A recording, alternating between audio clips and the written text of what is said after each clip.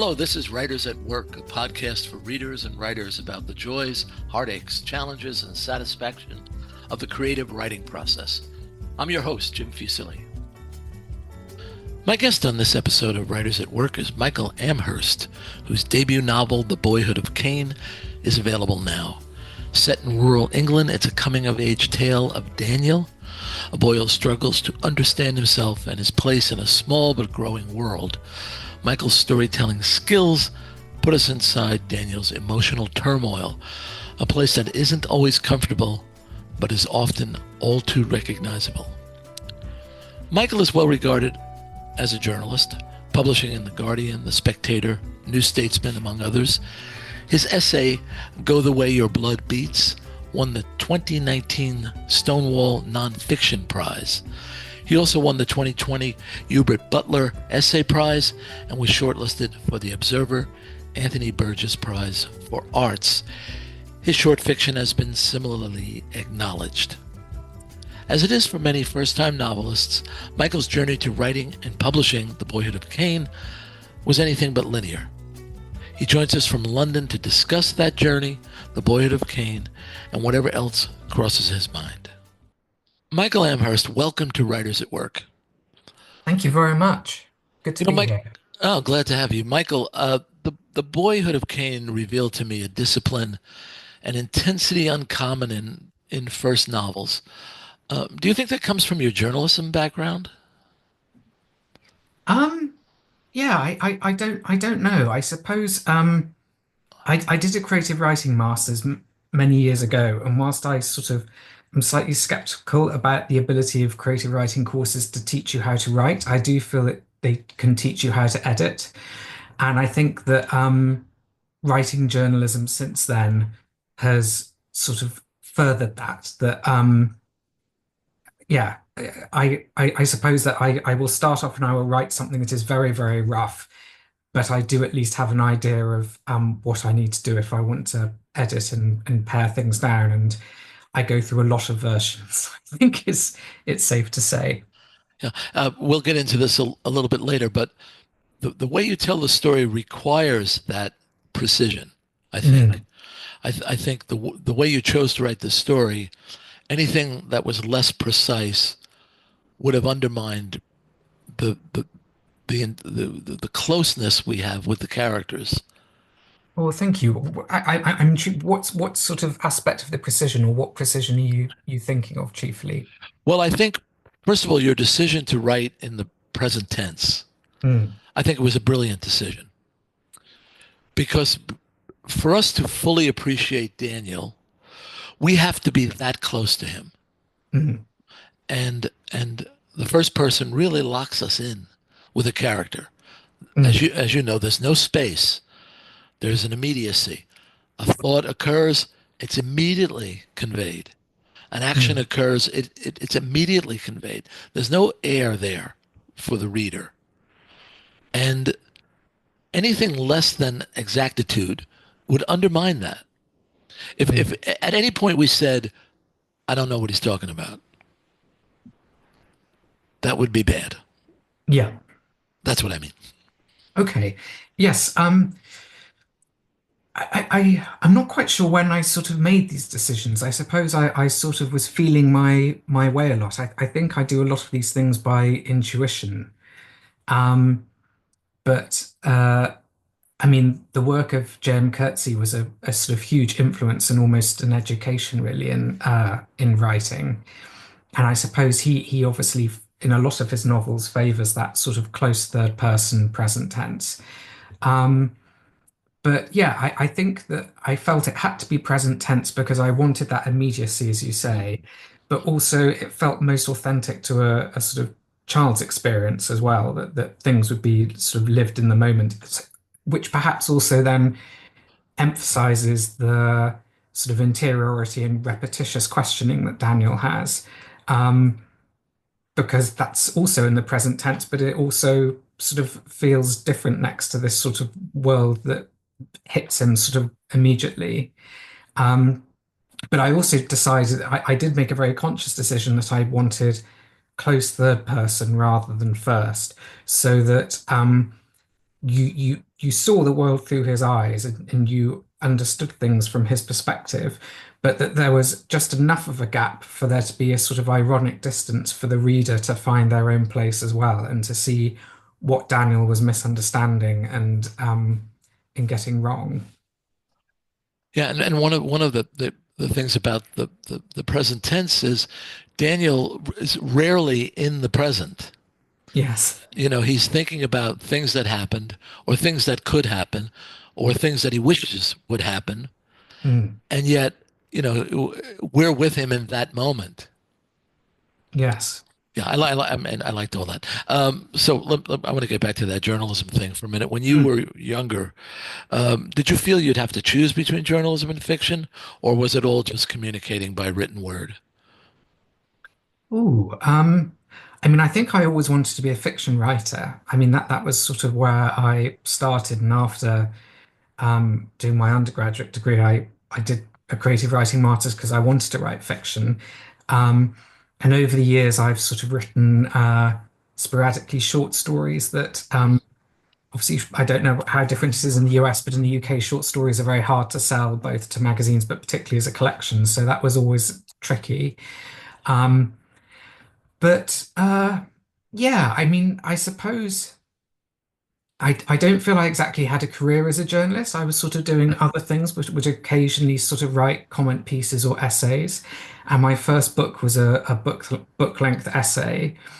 And I yeah, I don't know whether I should say this. I found nonfiction easier because at least you're dealing with facts and you can sort of marshal um, quotes and facts as a starting point and then build something around it. Whereas with fiction, you're sort of starting from ground zero and entirely on your own.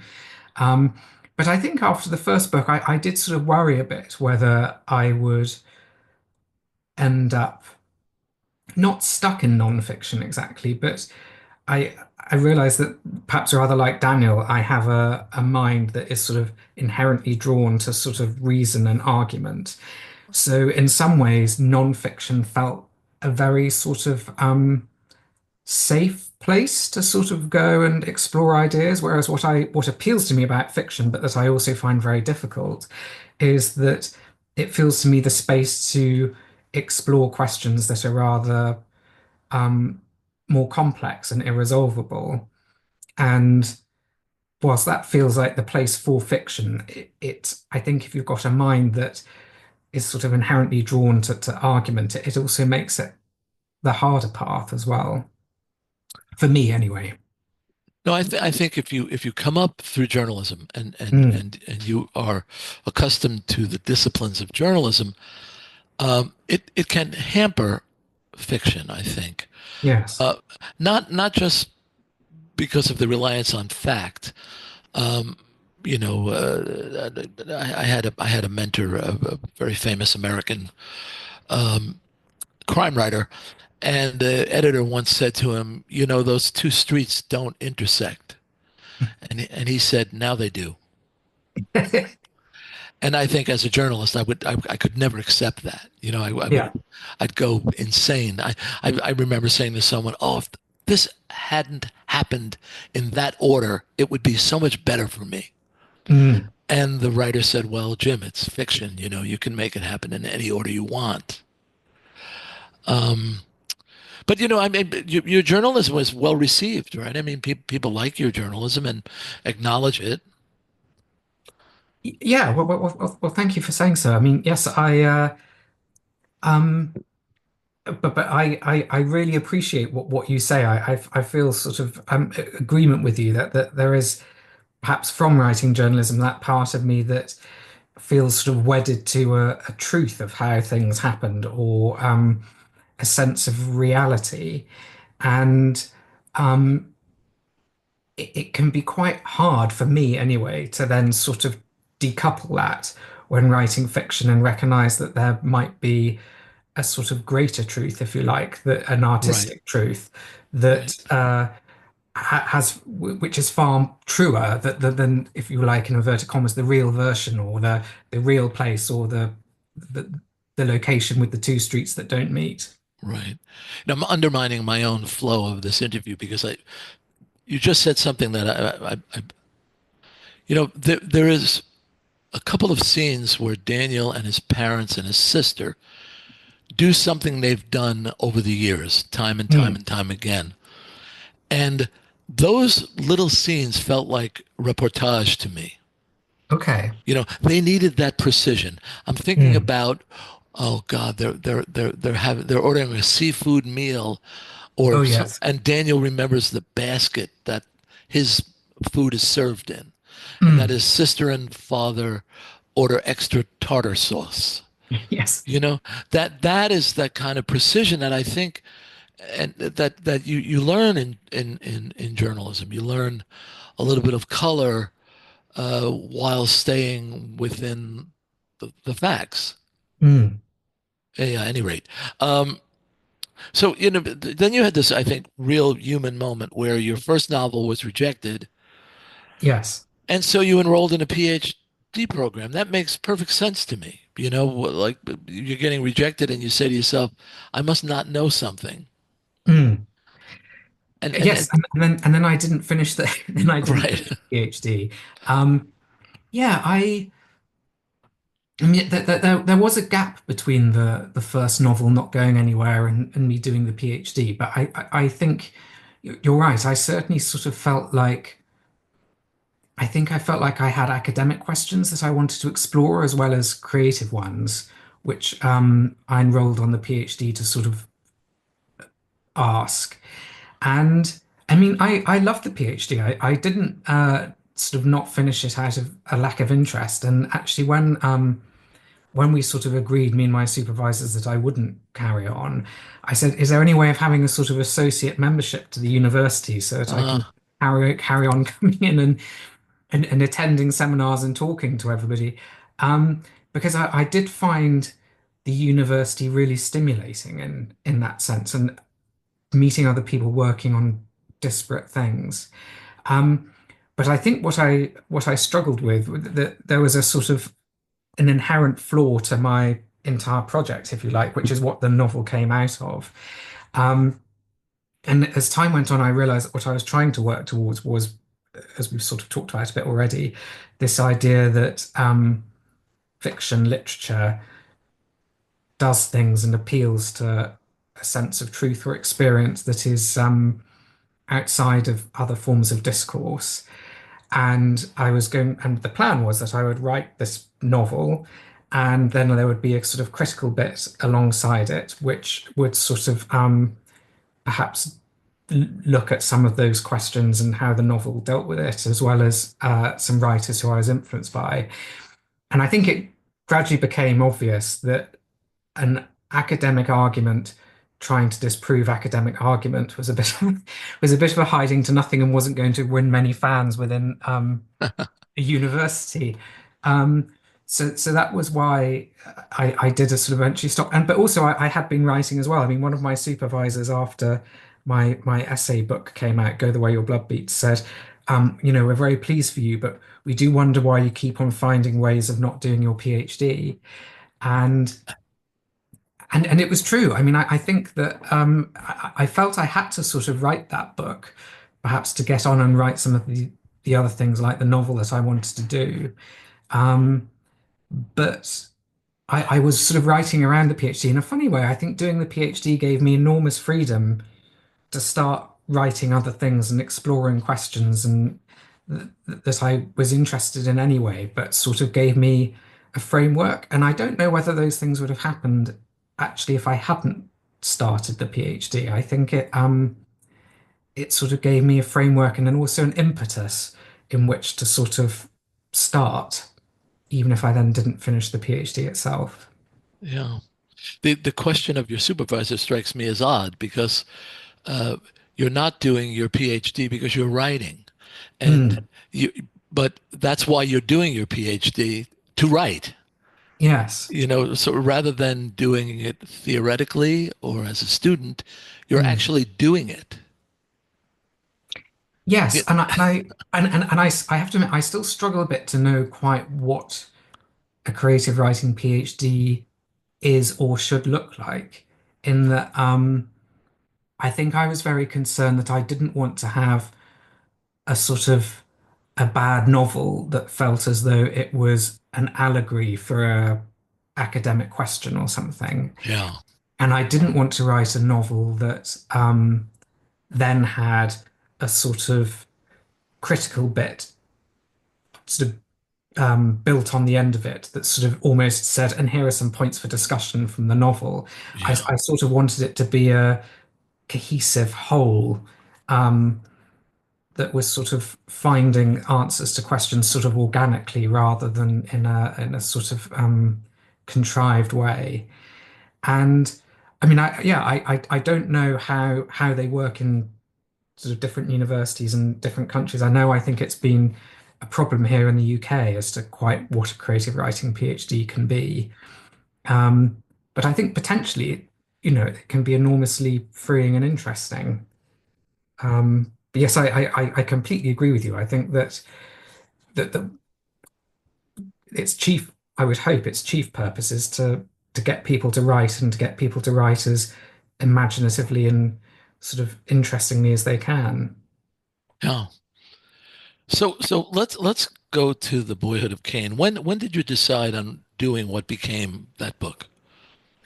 Well, it started on the PhD, and I originally conceived of it as being either one long novel with three sections or three separate novels.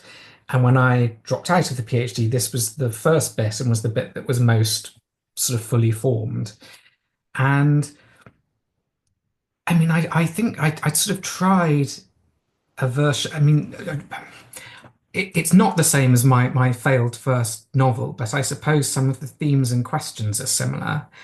And when I started it with the three sections, there was a whole sort of frame narrative, which obviously didn't make it to now. And then it's interesting what sort of survived. So I know that people sort of ask about the child's voice and maintaining that. And the one of the earliest bits I wrote is what is chapter two in the novel, where he asks his mother whether or not he could be Jesus, or thinks, if he were Jesus, he wouldn't have to go to school. And I wrote that very, very early and wasn't quite sure where it was going to fit. But whenever I sort of was struggling to go back to his voice, I would read that bit again, Mm. and I'd think, yes, that's the voice, that's the bit that I need to inhabit. Um, so yeah, sorry, I don't know if that answers No, your no, no. That's question, no, that's but that's yeah. fascinating. So you had the voice, Mm. but you didn't really have the story. Did you do you outline? Are you a careful outliner, or are you in the States we call it a pantser? Somebody who makes it up by the seat of their pants. Oh, I'm definitely a pantser in that case. Yes. Wow. Um, yeah, I mean, I found the same thing interestingly, perhaps, with my non-fiction as well. I mean, I had planned a book for the book length essay, which, as I started writing, ended up bearing no relation to my plan whatsoever. And uh, I have an app called, sorry, this is maybe very nerdy, but I have a No, sort no, of no. series of apps that I use at different stages of the process. So I start with one called IA Writer, which is just a white screen. And that feels like the most sort of free space, if you like, because it looks so unattractive and unofficial that it feels like a space where I can just write anything. And then once I've got various bits, I will then put it into another app, Ulysses, and I will move the various bits around and I'll start to see some sort of order. So with both the nonfiction and the fiction book, that was sort of how I, in the first, tried to find the argument, and in the second, try to find the story. And it feels like a woefully inefficient process. I mean, I have at least another book length of the Boyhood of Cain of pages and words that I junked. Um, but I think when I have tried to plan, it never goes very well, or I end up sort of diverging away from the plan.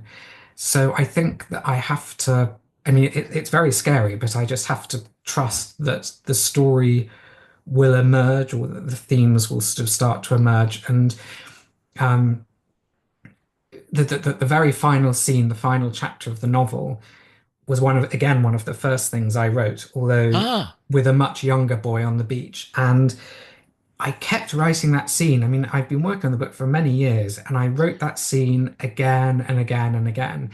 And it wasn't going to be in the novel at one point in an earlier draft. And I remember saying to my agent at one point, there's this scene that I've been working on from the very beginning, and I think it has to be in there. But I think maybe it needs to be at the end rather than at the start.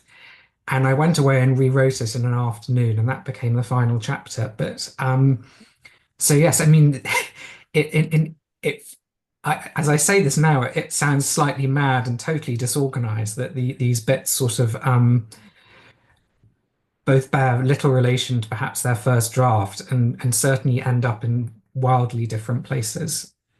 well, I do think that what we're learning when we're writing is what is our process. Yes. I don't think a lot of writers think about that.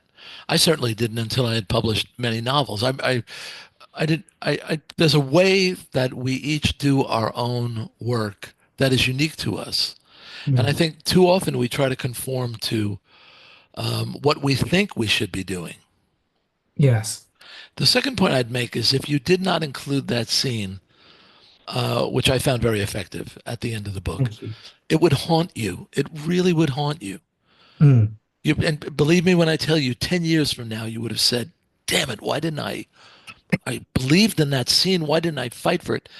Um, it's true. I mean, your instinct is correct, I think. It's very rare that you will be wrong Mm. if you believe in a scene that much. And you have the right team. You have the agent and you have the editor who is willing to accept your argument. Yes. Well, and I completely agree about instinct, and I find it still very hard to trust that. And I mean, I don't know whether I should say, but I mean, I feel that for me, the bits of the novel that I sort of privately think are weakest are the moments where I perhaps didn't trust my instinct or was afraid to just see what came up and what happened and would sort of veer more into I mean, it's not autobiographical, but things that I sort of knew of a place or things that I remembered from my own childhood that would sort of assist in that moment, um, or sort of plot lines that I would feel would sort of seemed like an easy reach, if you like. And I feel that even at the time as I was doing it, I thought this feels, I feel like there's something else there, but I don't know if I have the courage to wait or trust it. And um, and I wish I had, I think. I mean, at least relative to the bits that I'm proud of, that I feel that those are the moments where I can only think of the idea of, sort of, letting your hands momentarily come off the steering wheel of the car. And I wish that those moments, the moments that I feel proudest of, the moments where I sort of would let it take its own way, and the Well, moments where I feel less proud and like I was too cautious was where I was sort of gripping the steering wheel tight and sort of forcing it into a particular direction. yeah. Well, this was your first novel, Michael. Don't be so hard on yourself. Okay? I want to say something about Daniel, and I've been struggling with how to describe him because you know the book is Daniel. Daniel is the book. Mm. Although there's other characters I want to talk about as well, but I found Daniel difficult, which I don't doubt was your intention. I mean, he is hypersensitive and hypercritical. He is pleased and displeased at the same time. He can't see who he is. He seeks unhappiness and he suffers. If you don't mind, I want to read something from the book Yeah, of course. because I think it's a wonderful summary of him without giving too much away for people who we want to go out and read this book. Okay, so here we go. He is insufficient to the burden of living his own life, let alone one worthy of the lives his parents have sacrificed for him. And yet he never asked his parents to incur such a cost. And this merely compounds the debt further, for he is not even grateful to them, hates them for it, in fact. And so he cries himself to sleep, muddled up by his own lack of worthiness for what his parents have done for him while hating them for having done it at all. That the first of all, it's just beautiful writing. It flows so beautifully, but it is also tells us so much about Daniel. Mm. Um, I'm sure you have many scenes where you could point to and say, "That's Daniel." But that Um, one, that's I think we're kind of into Act Two when that comes up. But I mm. thought it was just a wonderful summary of who he is. Yeah, yeah, you're right. I think that if I was asked, that would be one of the sort of brief moments that I would also choose as describing him. And I think also that that's sort of first of the scenes when the family are on holiday on the beach, and he's sort of looking at another boy and sort of feeling who's so happy and easy with his family, and then sort of thinking of a photo of himself and thinking where is that boy who I was before, Yes. also happy and easy? Where has he gone now? Um, so yeah, yeah, I think there are a few moments like that which sort of maybe get to the root of him. But I think that one you've chosen feels very sort of specific. Thank Yeah. you. Do you have men saying to you that they were like Daniel when they were younger? Um, I've had quite a few people say that they sort of identified with him. Um, I'm trying to think whether it's more particularly men than women. I feel it's maybe been an even split, although Really? but I feel particularly more sort of sensitive. One would imagine I feel perhaps more sensitive men. Which whether that falls into the trap that Daniel himself does it of regarding people more at ease as not asking those questions, I don't know. But No, yeah. I don't mean to suggest women couldn't feel this way. Also, Mm, it seems to me there's a certain amount of testosterone driving Daniel's personality. Maybe it's in too low a dose compared to his dad, but mm. I think Daniel is very often asking, "What is a man? Who is a man?" Yes. Yes. Um, and the reason I ask if other people felt this way, my childhood was relatively trauma less. Although, everybody's family dysfunction is their own and it doesn't matter how it compares to anyone else's. But I was reluctant to admit to myself that I did have some of Daniel's thoughts when I was a Mm. kid. So I was just curious to see if other people were open about that or were they concealing it. Yeah, that's interesting. I mean, I certainly again sort of felt that the moments where looking back, I feel sort of proudest of the writing or where it for me works best are the moments where I felt sort of discomfort at as I started to write and think, oh God, can I really write this? Can I really have a child thinking this? Rather like the paragraph that you read, and also the bit where he sort of almost wishes his mother dead as well, or in fact maybe does wish his mother dead and sort of recoils from the thought. Um, and I felt as though in the moments where I pushed into that discomfort were actually the bits that ended up feeling most true and authentic. I think possibly because of the discomfort. And I'm having a thought here. Let me see if I can articulate it. The intimacy that the present tense delivers to the reader, in fact, protects you, Michael, the author, a bit. Mm, I mean, I never thought, I wonder if this is Michael. mm, I honestly never thought that. mm, I just was that close to Daniel that I think you could have gotten away with anything mm. Daniel did, and no one would have blamed you. They would have blamed Yes. Daniel. I mean, the scene with the vicar is really, uh, you almost want to say, Daniel, stop, please, please Mm. stop. But anyway, that I mean that I got to think about that a little bit. Um, did you get angry at Daniel while you were writing this book? Oh yeah. I mean, I think that there were sort of lots of occasions where I found him sort of deeply frustrating. Although I was sort of amused and sort of perhaps had some sympathy with him. I mean, I think what I found most frustrating about him was his sort of certainty in a way that he feels sort of resolute in a lot of his thinking, um, in a way that I think probably pained him more than it needed to do. Um, but I mean, but I'm also interested. I mean, I'm interested in what you say about the use of the present tense being protective. I mean, but one of the other things I was also thinking is that I think what I'd hoped was to create a protagonist who, whilst frustrating and in some instances unsympathetic, would reveal an aspect of ourselves and childhood that was at least relatable and that we might not want to own up to, but could see as being real, at least in some Mm, instances. yeah. And going back to Joan Coetzee, who as I say, I'm a huge admirer of, he wrote an essay all about confession and the fact that sort of in a world without faith and without God, uh, the secular mind has to always kind of go back and demand a further source of confession because the initial confession might be insufficient or might be self-deceiving. And there's something, I mean, I find his writing kind of incredibly sort of fascinating and relatable anyway.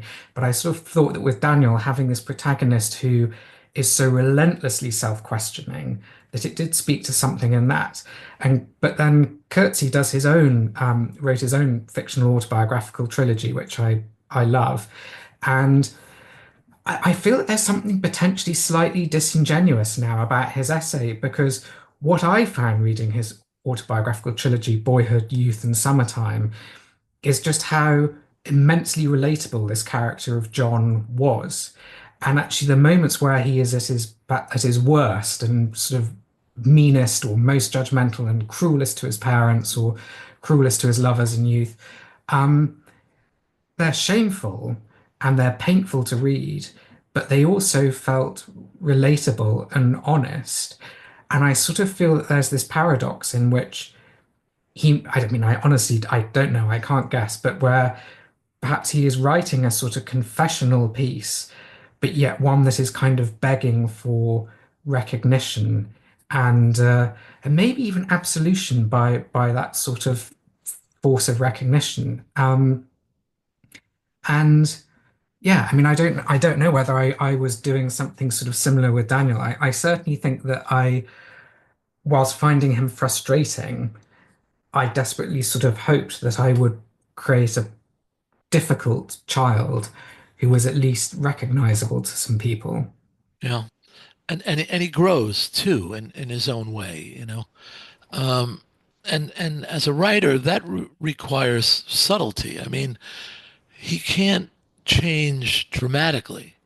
Hmm. But if he didn't grow from experience, he wouldn't be believable at all.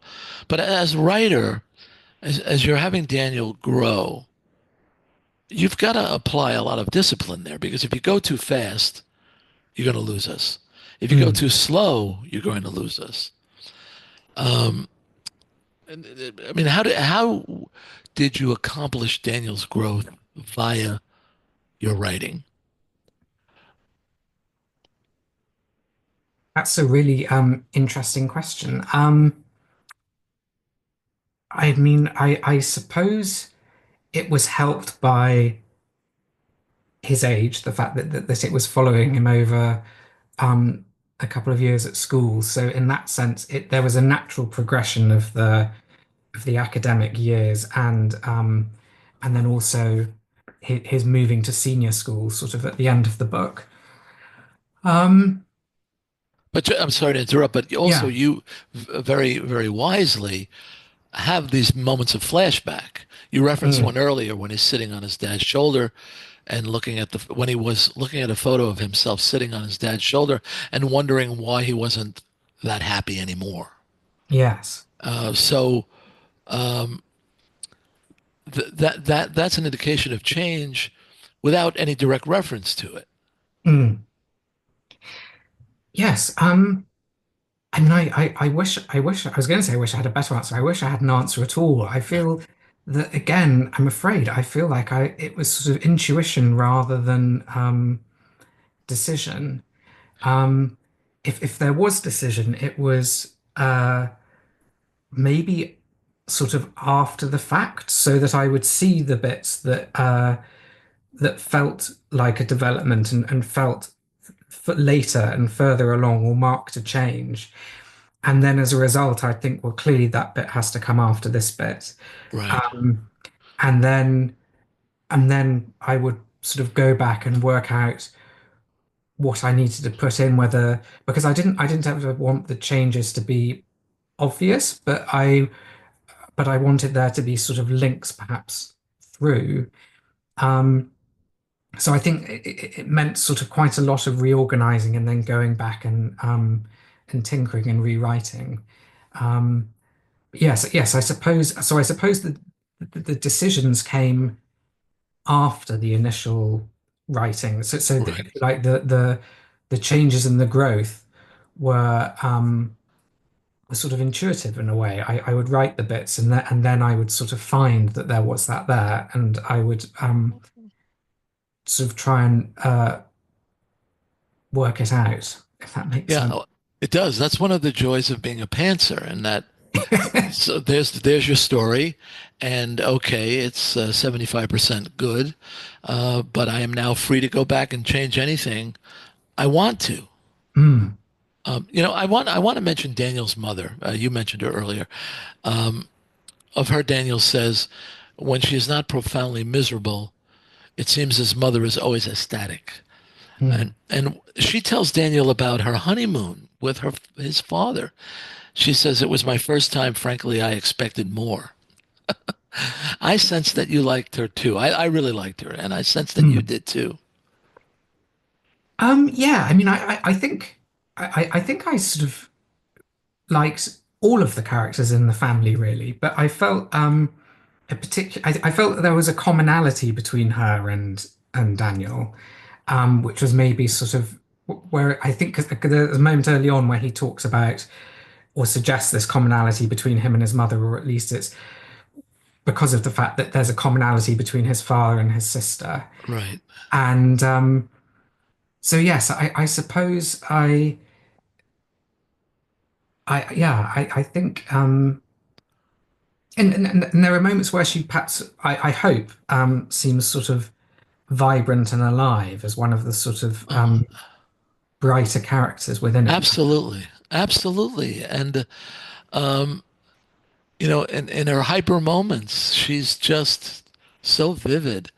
Mm, But, there's Daniel, Daniel goes to her for a hug and she gives him a hug, but it's not a good enough hug. yes. And you tell us that from Daniel's point of view. But I thought, I wonder if she recognizes that or if she would be hurt by that knowledge. So That's you've interesting. given Yeah. you've given us room to move. I don't want to give too much away, but there's an event fairly late in the book involving Daniel's mother. Mm. By the way, does she have a name? No, that was I mean actually very early on I wasn't even going to name Daniel. They were all going to be the boy, the sister, the mother, and the father. Yeah, yeah. And and eventually I did name Daniel, but the rest remain unnamed. Oh, I'm glad I didn't miss it. But so when this event occurs, the characters are really firmly established, and there is an exchange between mother and son that is surprising and inevitable. I don't want to say more about it because it really is. What precedes it is quite something. But what I wanted to say is that's what we really want to achieve, right? To Mm, surprise the reader, who then thinks, of course, mm. that's surprising and inevitable thing.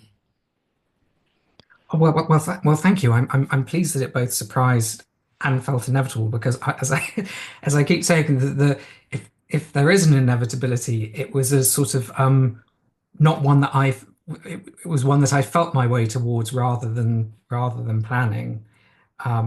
So it's really good to hear that it should have come across, or it should have been realized, even if I was only tentatively finding my way there. Yeah, you can get there through the editing process, really not. Yes. But I think the third act really needed something like that. Mm. And I again, as I say, I was surprised, and then I thought, yeah, well, of course, of course. I really think we need to stop about the boyhood of Cain before I just give it all away. So tell me, what are you working on now? Well, I have started another novel, and it's so interesting all you say. I feel as though I'm having to relearn my process, even though I've just spoken about what I do and the fact that it's bitty and that I sort of jump around. I had a really bad day on it yesterday, and I thought, why aren't I making any progress? And I thought, well, because I'm trying to write it one page after another, and I should have learned by now that I'm just going to have to write the scene that I've got in my head and that I can picture, and then I can fill in the gaps later. And today's been better, but yes, so it's a different cast, although I can see some commonalities between the protagonist and who's much older. He's a university student, but some commonalities between him and Danny. Um, and I feel that this one, if I owe a debt to anyone, I've become obsessed by Flannery O'Connor. I feel like I could just devour her writing on a daily basis. I feel that she's such an incredible object lesson in how to do certain kinds of writing. So yes, I'm really sort of uh, interested in that and more questions. This is asking questions about sort of mysticism, I suppose, and whether one person's mystic is another's lunatic, and Huh. vice versa. And yeah, that's it's slow progress at the moment, but good days and bad days. Yeah. I always think that the when I ask what are you working on now, the answer is probably I don't know. I don't know. I'm doing something, but I don't know. Anyway, I look forward to reading more of your work, Michael. I love the book. Um, Thank you so much. yeah, my guest on this edition of Writers at Work has been Michael Amherst, author of The Boyhood of Cain. Michael, thank you so much. Thank you so much. It's been an absolute pleasure. Thank you. Writers at Work is a production of Bliss Publications. Erin Mitchell is our producer. Music is by Joni Mitchell, performed by Keith Jarrett. For more, see writersaTworkpodcast.com. I'm your host, Jim Fusilli. Until next time, happy reading.